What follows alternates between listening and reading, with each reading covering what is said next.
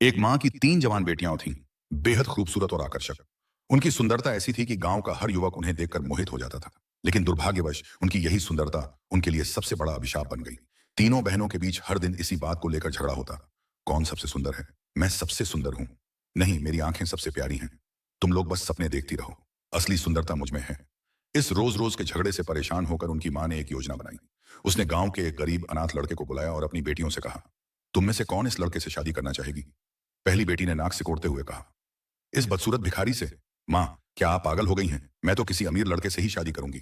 दूसरी बेटी ने भी व्यंग्य से हंसते हुए कहा, मां, हम जैसी सुंदर लड़कियों की तो लाइन लगी है। ये तो मजाक है। लेकिन तीसरी बेटी शांत खड़ी रही। कुछ देर सोचने के बाद उसने मां की आंखों में देखा और बोली, मां, अगर आपको लगता है कि यही सही है, तो मैं इस लड़के से शादी करने को तैयार हूं। अगले दिन मां ने अपनी तीसरी बेटी की शादी उस लड़के से कर दी। शादी के बाद मां ने अपनी बेटी को एकांत में बुलाया और कहा, बेटी, यह लड़का कोई भिखारी नहीं, यह एक राजा का बेटा है। यह सुनकर दोनों बड़ी बहनें हैरान रह गईं। उनके चेहरे पर पछतावे की रेखाएं उभर आईं। तीसरी बेटी ने आश्चर्य से पूछा, मां, मगर यह भिखारी बनकर क्यों आया था? मां मुस्कुराई और बोली, बेटी, यह सब एक नाटक था। इस लड़के ने मुझसे कहा था कि वह अपनी रानी उसी को बनाएगा जिसके दिल में सच्चाई और सरलता होगी, जो दिखावे के पीछे नहीं, दिल की गहराई को समझेगी।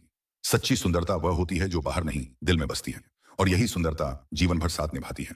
दोस्तों, अगर कहानी अच्छी लगी हो तो मेरे चैनल को लाइक, सब्सक्राइब और शेयर करें। फिर मिलते हैं एक नई कहानी के साथ।